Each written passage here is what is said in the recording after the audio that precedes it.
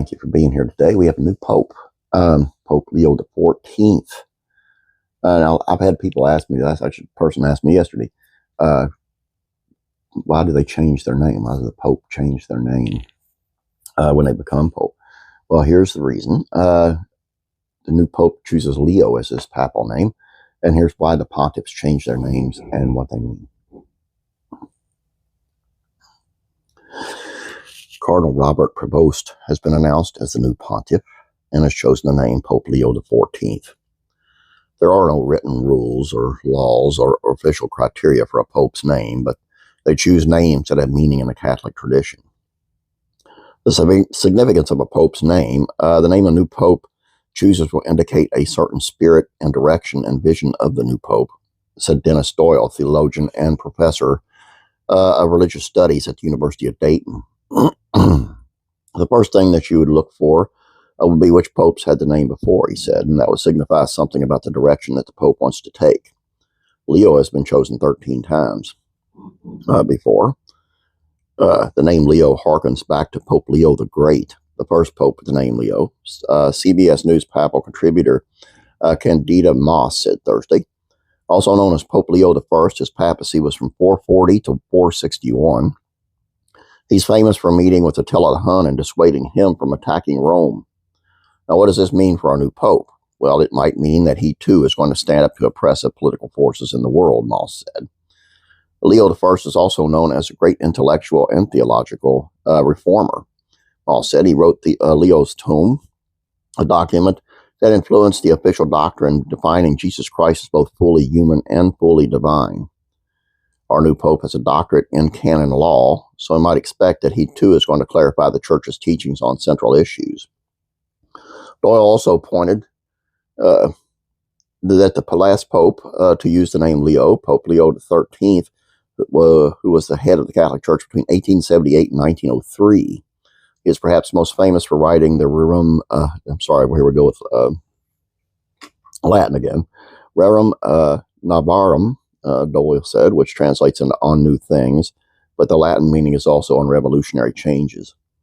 It addressed workers' rights and capitalism at the dawn of the industrial age and is considered the first Catholic social encyclical, laying the foundation for modern Catholic social thought.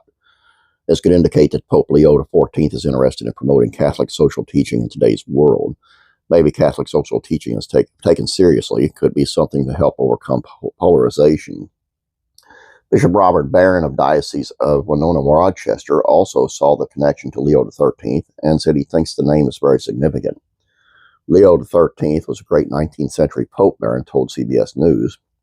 When the revolutions in the 18th century happened and the philosophical revolutions of the 19th century, the church initially said no to much of that.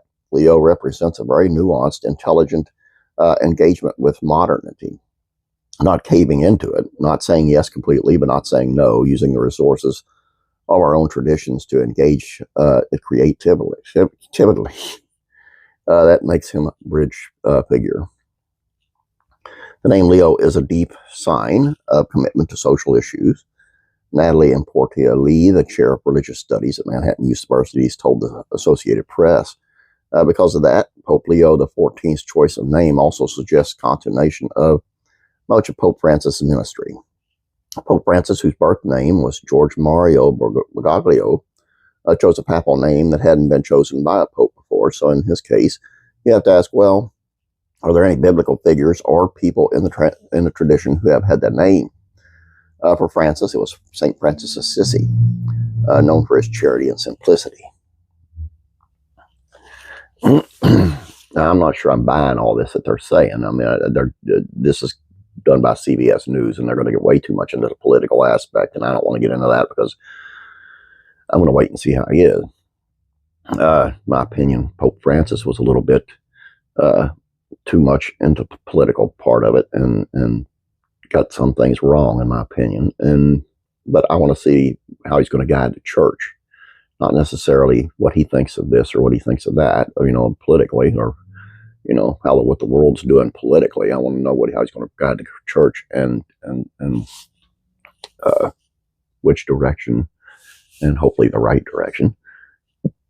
But A lot of people's been posting a lot of things, and nobody knows because he hasn't done anything yet. And I'm not going to read all that and say, well, you non-Catholics know all about the Catholic theology, right?